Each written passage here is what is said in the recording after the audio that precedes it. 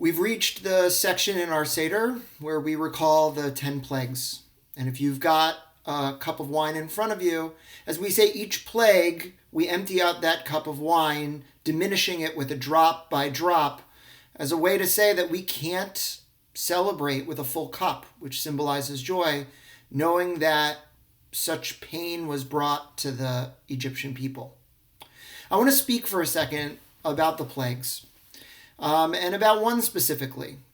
It's hard to kind of encapsulate all the plagues in one, but we understand living in the world that we are with COVID around us a little bit more about what it means to potentially be those Egyptians, to be seeing a world spin out of control between natural disasters and plagues and sickness.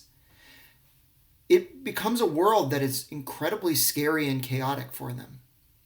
And one plague in specific, I actually think speaks to the experience many of us are having.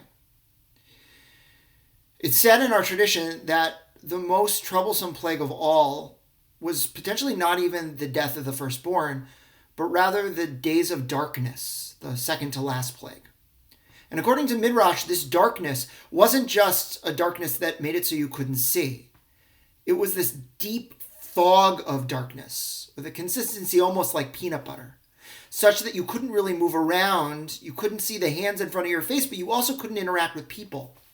In a way, you couldn't hear, you couldn't see, you couldn't touch. It deprived you of every single sense. It was 3 straight days of isolation. And that isolation was so profound that we're told that the suffering caused to the Egyptian people was the greatest underneath that plague, and potentially more lives were lost there than even in the 10th and final plague of the death of the firstborn. It's an important lesson that one of the things that is itself the most problematic is that of loneliness, alienation, and isolation. We feel it today, knowing that there are homebound seniors who live alone and can't leave, knowing that there are people who, because they are single, haven't seen a physical soul, embraced a physical soul in a very long time. And that alienation is profound. And so it becomes our obligation to reach out. We may have this kind of force field around us now as we socially distance, but we have to all the more so reach out.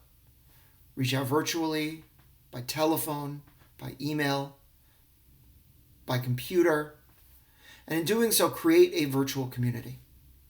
Many of us will celebrate Passover over Zoom.